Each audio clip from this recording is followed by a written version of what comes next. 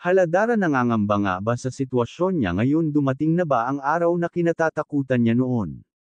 Magkakatotoo na ba ito? Bago ko ipagpatuloy ang maiksing reaction video na ito, hiling ko lang na patapusin ang panunood nito para malaman ang nilalaman nito, at kung bago ka pa lang sa munting channel na ito, paki-subscribe para lagi kang updated sa video ng mga kalingap.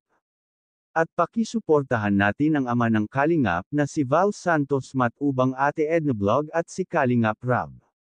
Isang mapagpalang araw sa inyong lahat mga kalingap, at shout out nga pala sa patuloy na sumusuporta sa aking YouTube channel, lalong-lalo na sa mga viewers natin na walang sawang nanunood at sumusuporta. Maraming salamat. Napapansin ng ating mga viewers na bihira ng e-vlog si Dara ngayon, kaya ngangamba ang mga ito na baka dumating na ang araw na kinatatakutan ni Dara noon. Kung maaalala natin ang nakaraan, noong tapos na ang bahay ni Dara ay umiyak ito kay Kalingap Rab dahil baka hindi na daw siya mag-e-vlog dahil tapos na ang bahay niya.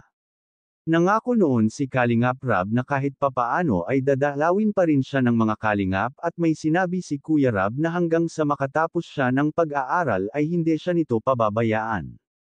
Hindi naman napapabayaan si Dara, kahit papaano ay na-vlog pa rin siya nito, kaso lang ay busy si Kalingap Rab ngayon dahil mas damadami na ang Kalingap Angels, kaya marami na rin siyang pinupuntahan at tinutulungan. Hindi katulad noon na konti lang sila, halos 5 piraso lang sila.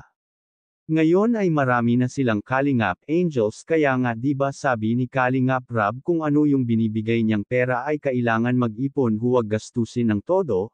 Dahil hindi niya alam kung kailan siya babalik para mag-vlog, at saka huwag masyadong mag-alala si Dara dahil hindi siya pababayaan ng kalingap. Si Dara pa ba na malakas yan kay Kalingap Rab? Hanggang dito na lang ang update ko mga kalingap. Maraming salamat at God bless sa inyong lahat.